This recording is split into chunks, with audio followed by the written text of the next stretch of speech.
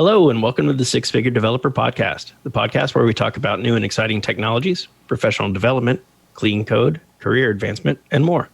I'm John Calloway. I'm Clayton Hunt. And I'm John Ash. With us today is Isaac Levin. Isaac is an application development manager working for Microsoft in the Developer Support Organization. He is a Microsoft Certified Azure Solutions Architect, DevOps Engineer, Azure Developer, Solutions Developer, Solutions Engineer, and Solutions Associate living in Norwalk, Connecticut. Welcome, Isaac. Hey, thanks for having me. So Isaac, to get started, would you just give us a little bit of background on sort of how you got started working in the software development field? Sure, yeah. So I graduated college in about 2010 from a school called Western Washington University in Bellingham, Washington. I graduated with an MIS degree, which is basically like information systems. I got a developer job before I graduated college, and then my wife and I did the reverse manifest destiny, moving from Washington State all the way to the East Coast, where I live now in Connecticut. Throughout my career, I've done most of the typical developer type things. You know, I've worked in small organizations where you've done everything. I've worked in larger organizations where you own or develop on one feature.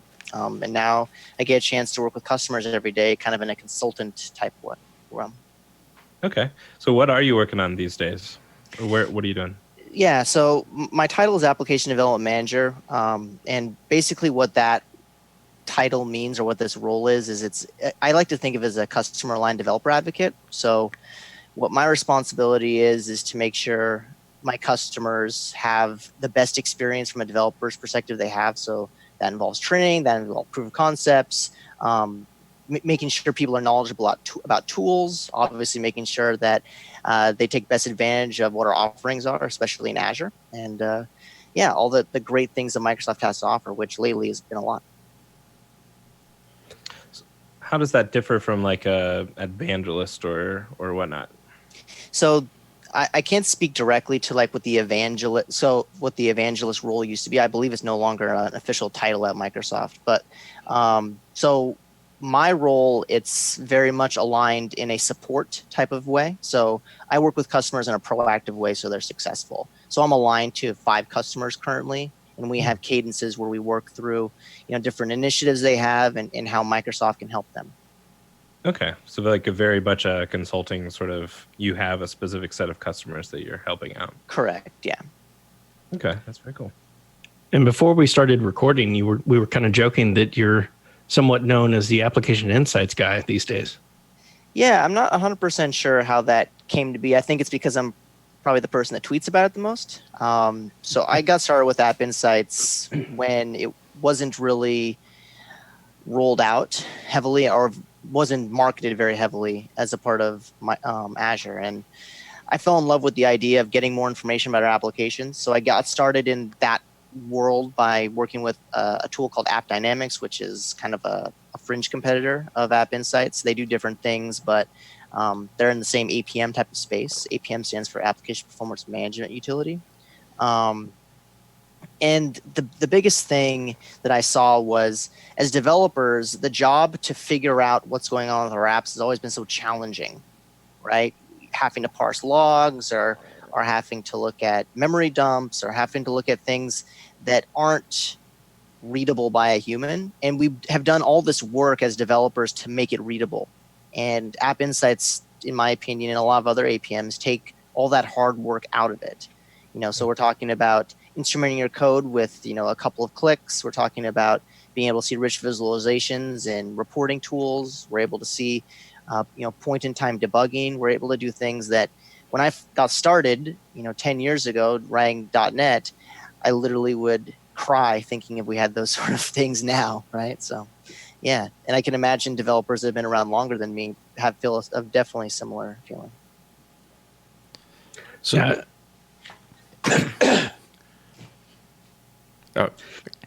as we mentioned in our logging episode, I'm fairly ignorant to most of Application Insights. Sure. For other developers like me, in regards to Application Insights, what can we get out of it more than just, I mean, my view of it has usually been install it so that someone else can look at it. Sure. But from a development standpoint, what can we do to utilize App Insights to help our development? Yeah. So the first thing that I always talk about when I talk about App Insights with folks when I speak at conferences or when I'm talking to my customers is, what are the things that you do during your day that's not writing code, right? You're usually trying to figure out what's wrong, right? And being able to leverage some tool in your tool belt to figure out what's wrong, whether it be a performance issue, whether it be an exception, or whether it be a user doesn't have the ability to log in. We spend a lot of time as developers just trying to track down the right data to get the answer to that question, right? So that telemetry is being logged for you by App Insights, and you're not having to do a lot of work to do it. And you can just go out to the Azure portal, make a couple of clicks, and see this user from Bangladesh is getting a 50% performance hit on your application because you don't have CDN properly configured, right? Like that's an example that for instance, I saw Scott Hanselman who was talking about something like that. He had no idea that people in Bangladesh were even looking at his podcast website, but he knew then that being able to extend that information and take it and come to a resolution with it is something that's very, very valuable, right? So that's one example of something that you can do that would be especially challenging, especially trying to even know. And does that push your average developer more into the DevOps realm? I know most companies kind of set up DevOps and they're like, oh, it's the magical word that we're going to use now for people who deploy things.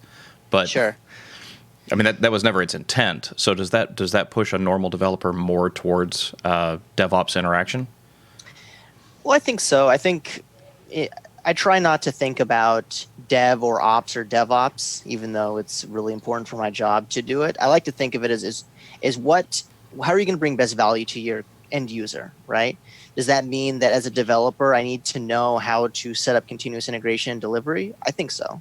As an operations person, does that mean that I need to be able to, look at results of test executions and kind of have an idea of what could potentially be the issue? I think so. I don't need to be a developer.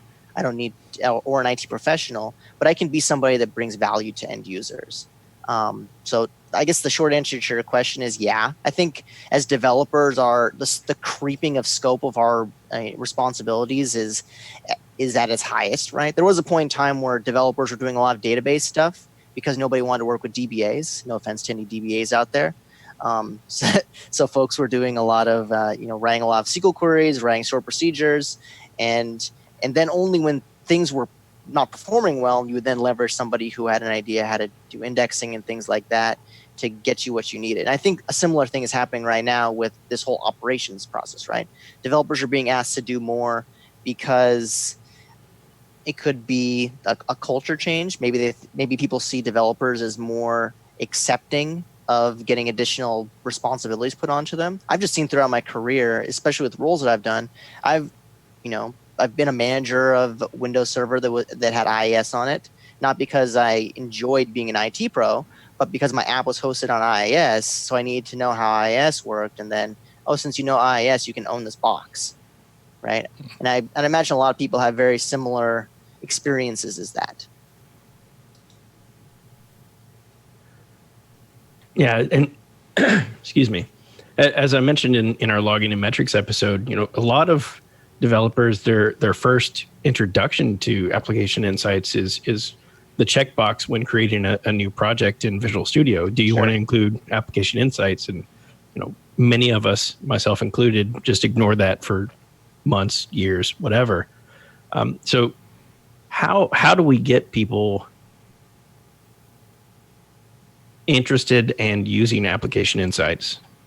Sure. I think one thing to call out too, I believe that checkbox was the second iteration, right? It used to be turned on by default, I believe, with ASP.NET Core apps. I can't remember which version, or maybe it was 2.0, where you would actually, in your program.cs, you would actually see a use application insights extension in the template out of the box. People got a bit concerned about that, forcing of tools on people, and it was brought out. But I think the biggest thing from a, how do you get people interested in checking that box, it's what can you do with the data that Application Insights provides? So there's two things to consider when you're using App Insights, right? How much of an investment it is for my organization to check that box. And once that box is checked and there's some data somewhere, like what value does it bring to me? So, to answer the first part, the process of instrumenting App Insights just to get the base level telemetry collection is fairly easy. It's you right click the project in Visual Studio. If it's a new project, you check that box. If it's an app service in Azure, it's as easy as adding an extension. If you have an application deployed locally to IIS, it's just configuring a tool on the IIS box to instrument your app for you. So you don't even need the code. If all you have is built code, you can still instrument your app, which is kind of a cool concept to think about. And then the second part of it is when you have that data somewhere, how many times in the past have we had to have somebody else build a report for us, right? When I first started out, there was report engineers, people who were really, really good with Crystal Reports or SSRS. And you would go to them and you would say, hey, give me, this is the data source. Can you build out a report for me, like a pie chart or something? And being able to do that with a couple of clicks or, with a couple of lines of KQL, which is kind of like a SQL-like language for log analytics, you can create a Power BI report and then send it to whoever you want. And then you're done, right? So it's just dropping the amount of steps needed to get something out the door to people that see the value in it. So what can we elaborate maybe a little bit more on some of the actual value that customers are seeing by turning on App Insights or clients or anyone who's doing this? We talked a little bit about sort of the telemetry that you might see, like in an error state, knowing exactly what's going on, or whether who is actually hitting the website, that sort of thing. But can we talk a little bit about more what kind of value? I mean, ultimately getting to the root of why does someone want to use this? Sure. So one example that I gave was the someone who uses my app is having a terrible experience performance-wise because of some reason, right? Like that is, in my example, one thing that's very, very hard to discern, right? First off, you don't know if somebody across the world is using your app. And if you do, you don't know what their experience is. But getting information about, they logged in at this time, you don't have any personal identifiable information, but you have like the region of which, if it's, Bangkok, Thailand, or, London, UK, or even Norwalk, Connecticut, you have where they came from, what they did, and their experience, right? And I think developers, they kind of push away the concept of user experience a lot. And I think being able to have an understanding of what your users are experiencing is really, really valuable. So that's one, right? And then the biggest one, in my opinion, is just, you mentioned a little bit earlier, triaging issues, right? If I have an exception that happens and it's unhandled, how do you fix that without some other tool, right? You look at logs. Maybe you have a login mechanism like nlog or log4net set up on your app.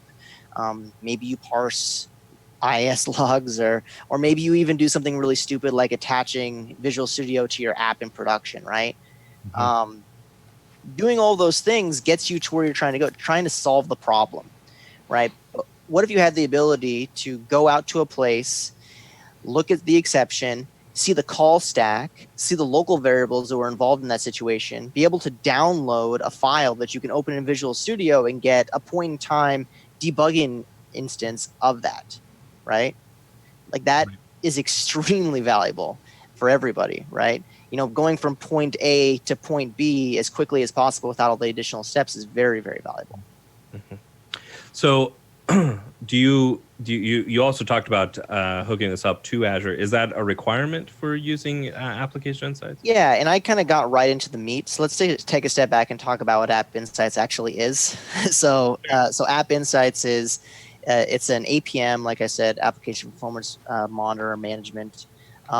It's built inside of Azure, but your apps don't need to be hosted in Azure or written in .NET to take advantage of it. So you can have your app hosted in AWS or Google or even on-prem. It can be written in Java, it can be written in .NET, it can be written in Node.js, what have you, right? The only Azure piece to it is that the data is sent to Azure. So think of App Insights as a REST API, right? Mhm. So you make requests to it, and then it aggregates that data in a particular way, makes it consumable on the back end, and the back end being Azure. So your application calls into the service. The service then uses machine learning to build trends and visualizations for you, and then it gives you access to the raw data. So if you're not in Azure, you will need an Azure subscription to take advantage of App Insights. If you're already in Azure, it's a no-brainer, in my opinion. If you're not in Azure and you're concerned about the cost for App Insights is pretty minimal.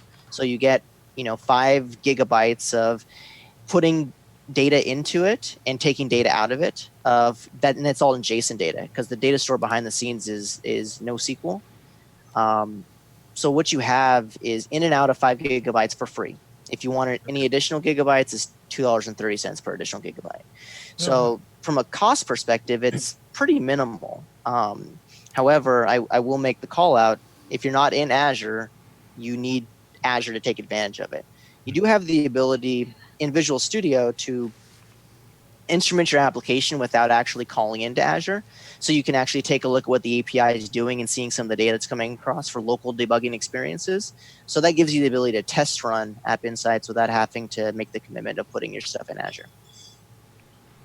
So a few of the things that you've mentioned just now and a minute ago have me kind of wondering. Normally, when we think App Insights, we're thinking C# code. Sure. So I've got a web API, so I'm going to put App Insights on it, yada, yada. Can you put App Insights on like a front-end SPA? Like Blazor would be an excellent choice, but Angular or React or something like that? So for static websites, there is a JavaScript snippet that you can put in your apps. Think of like a Google Analytics similar snippet, right? Where it has your instrumentation key, which is the mechanism that's used to identify your resource. It's like a GUID or GUID, depending on what your practice is. And so you have that. And also there's a handful of good libraries that have been built for App Insights for Angular, for instance. I know that the gentleman that owns Angular Universal, or one of the gentlemen that owns Angular Universal, he's written an App Insights wrapper for Angular. And he keeps it up to date all the time. And I know there's similar things for React, and I think even classic Node, just regular Node as well. So SPAs, yes, regular JavaScript. So for instance, on my personal blog, isaac11.com, I have App Insights on there, and it's a static site hosted in Hugo, right? And I'm getting telemetry information about that all the time. And then if you have compiled code, there's SDKs that are owned by either Microsoft or by the community for almost every programming language you can think of. Wow. Awesome. Yeah, I wasn't aware of that. Yeah, excuse me. I've been putting App Insights to pretty good use on one of the projects I'm working on these days. So I've already found some bottlenecks and some parts of the application that I needed to address some performance concerns. And just today, one of the vendors that was hitting one of our APIs was constructing the route incorrectly and trying to hit an endpoint that effectively didn't exist. So up to about 1,500 times. So we got an automated message from Azure, from App Insights, saying that there's unusual failure rates in our application. So it was a big help in identifying that there was a potential problem somewhere. It ended up being just a misconfigured route, but that was potentially a big win for us. Yeah, and the point that I want to make with that is the vendor never contacted you, right? Right. So you set up an alert saying, hey, if I get X amount of exceptions, that are related in a particular way, send me an email or a text message, and it does. So you never had to interface with the end user at all. You said, hey, this route is wrong, and you reached out and said, hey, it looks like you're making some odd requests. Please reach out to further identify or whatever, right? So being proactive in the way that we can solve problems is very valuable too. Like we don't have the luxury sometimes as developers to talk to the end users ever, right? But we can get an idea of what the end users are doing, and that's extremely valuable. Especially, there's nothing more satisfying to me than finding a bug before it's reported to me and fixing it before anybody knows about it, right? Like that's a very satisfying thing because I know that I've saved myself time in the future, which I value very highly as time in the future. So what more should customers be aware of and clients be aware of? What can we take to potential clients and customers and say, these are the tools that we use. This is the instrumentation that we're used to. These are the offerings that are in Azure that maybe we could look to exploit. Maybe is a bit of an odd word to use, but what are the additional items that we should be looking at? You're talking about with App Insights or just Azure in general? Both. Sure. One thing that I can talk about Azure in general a long time too, but one thing to just call out with App Insights is it collects a lot of telemetry out of the box, right? So page views and request information and dependency stuff. So for instance, out of the box, you can actually see the SQL going through for Entity Framework calls. I apologize, my kid is whistling. Yeah, so you can see the SQL calls going through, which is really valuable. I'm going to close my door. Give me 1 second.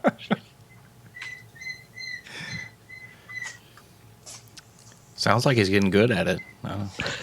Well, yeah, the kid loves music, that's for sure. But anyway, all right, we're back.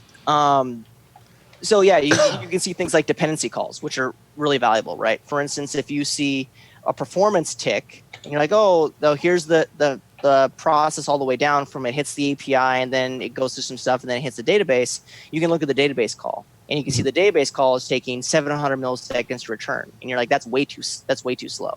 And you can look at the raw SQL that gets generated and say, okay, well, this query is not structured properly, right? So that's extremely valuable. One thing as well that's really valuable is that just because App Insights collects some data doesn't mean that it can't collect all the data, right? So since it is NoSQL, you can specify anything you want in your schema. So for instance, if you have an application that has particular business data that you want to be able to log in a particular way, you have the ability to do that.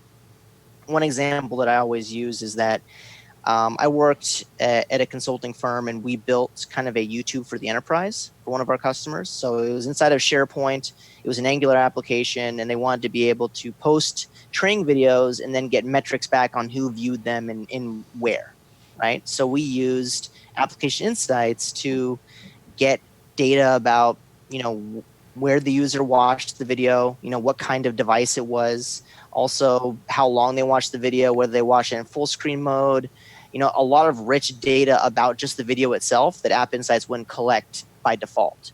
So being able to add that data into your App Insights collection is very valuable too, right? It's not just telemetry, boring data about your app. It's literally anything that you want you can put in there.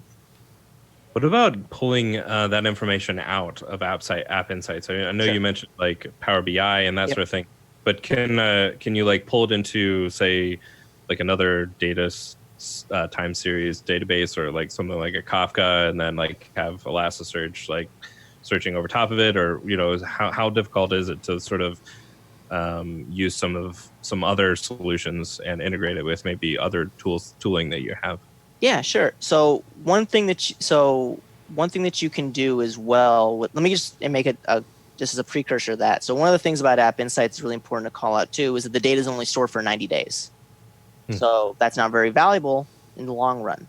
But you have the ability to export that data out to blob storage. So you can put all that flattened JSON data into an Azure Blob Store, and then from there you can do whatever you want. You can hook up Kafka to it. You can massage that data into a relational structure. It's just JSON in a folder, right? So being able to export it to anywhere from is what you can do, and that counts. Taking it out and using continuous export is part of the out of the 5 gigabytes. But there's also a REST API for getting the data out of App Insights as well. So if you want to be able to get it from programmatically in code, you have the ability to do so as well.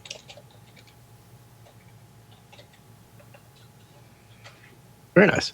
So are there any cool features that are upcoming that we should maybe be looking for and start getting excited to be on the lookout for?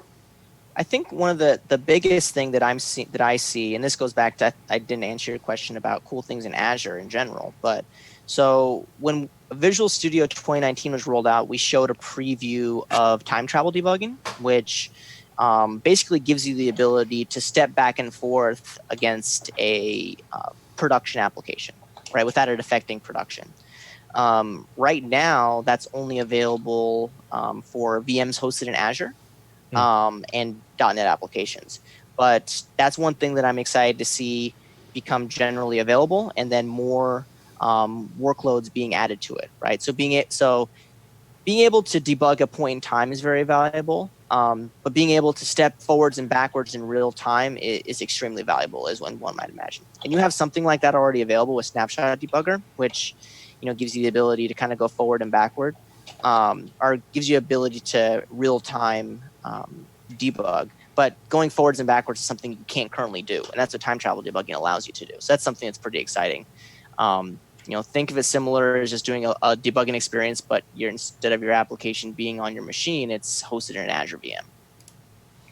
So that's pretty nice. And we've got a question from the Twitch channel from Santosh Hari. Can Isaac talk about annotating of releases from Azure DevOps pipelines and viewing that in App Insights metrics? I sure can, because I actually know Santosh. So hi, Santosh. So one of the cool things that you can do with App Insights is, as a part of your continuous integration, continuous delivery process, you can actually set release numbers there in that process. So, for instance, every single time you do a commit, you can actually append a particular number to that release, and that release gets forwarded through to Log Analytics. So you could actually run a Log Analytics query that says, give me all the exceptions for release 3 of this application, which is extremely valuable for a lot of reasons, right? You can say, oh, why is there 15% more exceptions with this release versus previous releases, right? And then you can go from there, pinpointing what the actual issue is. Yeah, that's fantastic. Very nice. Yeah, so you could absolutely see if maybe you didn't have a particular bug or error happening until a particular release or after a particular release, right? Oh, we lost audio for a second. No, your audio's not working. How about now? Yep. Alrighty. I wonder why I was in the middle. I said something and nobody responded to me. Being able to find regression testing, being able to determine what happened as a part of regression testing is really valuable that way too, right? So, it looks like we introduced a whole new area of exception with, release 4. What do we do in release 4 that could potentially cause exceptions in this area? And then you can pinpoint it back to a particular work item, and then you can actually, inside of the Azure portal, create a work item in Azure DevOps. There's tons of integration between all of Microsoft's tools, as one would imagine. So it's just another thing that you can do to add more tools to your tool belt. And I talk about App Insights being great, but I think all these tools are really awesome. And a lot of people ask me, like, why should I use this over App Dynamics or over New Relic or other APMs that currently exist? And it's not my job to convince someone to use one tool or the other. It's to make them aware of a particular tool and show them the value of it, and then answer any questions that I can as they make the decision themselves. I'm not in the intimidating and with information until you make the decision I want business. I'm in the customer success business. And if you're successful with our tools, great. If not, maybe you could potentially use it as a tool in your tool belt when you need it. And I think that's the biggest thing to consider. Yeah, I really like that Microsoft has taken the effort out of a lot of this. Like, there are other tools, yes, but you're going to have to put forth some effort into installing them, configuring them, learning about them. It was years and months of being bugged and what is this checkbox in the new new project solution, and finally diving into App Insights and seeing that this is really easy to get started, and it has already provided very beneficial information. Yeah, no, I think that's you hit the nail on the head. That's all you need to consider, right? Like, will it bring value to your application? I think so. Especially when you consider the investment it takes to get started with it, and you can do a lot of stuff with it. You can extend application insights, like I said, by adding data to it, or you can do that in code, or you can do that out of code too, right? So you can actually write code to, for instance, this is something that I show in his demos, is that the application insights team recently, or not recently, about a year ago, took out IP addresses we used to collect IP addresses, but with GDPR, you can't collect IP addresses anymore. So what if you run into a scenario where, look, I'm not doing business with anybody in the European Union, but I need to collect IP addresses for some reason? You can write a chunk of code to actually add the IP address back, right? So you can strip the IP address out of the request header and then append it to your request in code. So, and you can do the same thing if you want to be able to track logged in users. Like, I want the user's email address, and I want that to be able to log that. Again, things that aren't great from a personal identifiable information perspective, but just things that I know that every developer has been asked to do. Hey, I need you to tell me this person's email address. And it's like, we're not supposed to store that information. So. Okay. To kind of move towards the closing portion of the show, one of the things we ask all of the guests is to kind of give some words of wisdom, that some specific kind of advice for people who might be just getting started. What would you like to tell those particular people? What kind of advice would you give them? The best advice that I could probably give is the advice that I don't really follow, and that's that's being patient, right? So at times I'm a pretty impatient person, but I think about, when I get impatient, I think about how much harder something would be without particular item, right? For instance, right? What if we didn't have the That's problematic. Okay, just be patient here, guys. It's more of an issue for Zencastr than it is for Zoom, but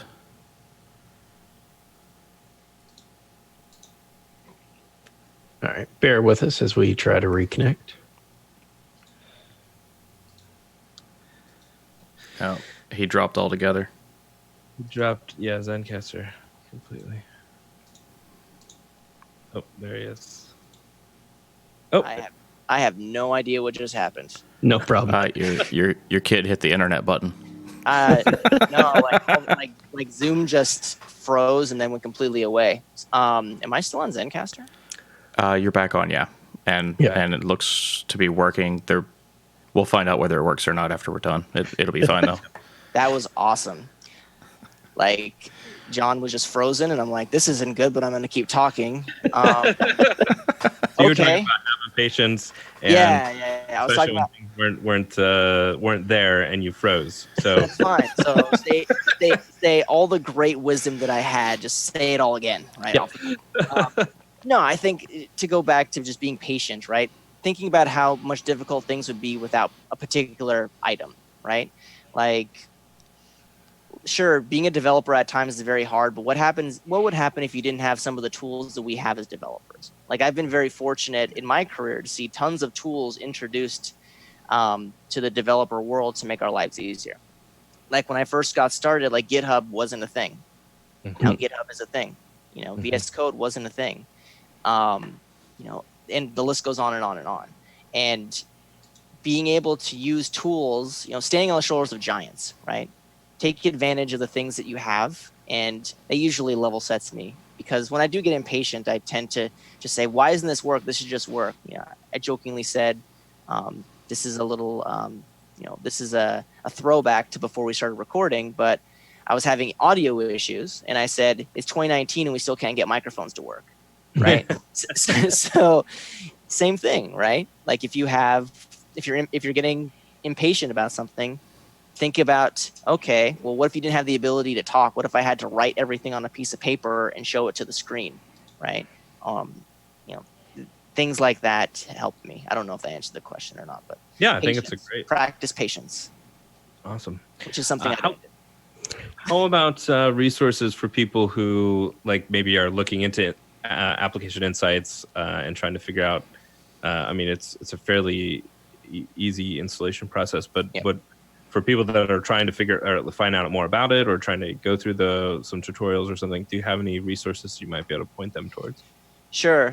I think the first place you should go is docs.microsoft.com/Azure/Azure Monitor. So Azure Monitor is the overlying suite that Application Insights is a part of.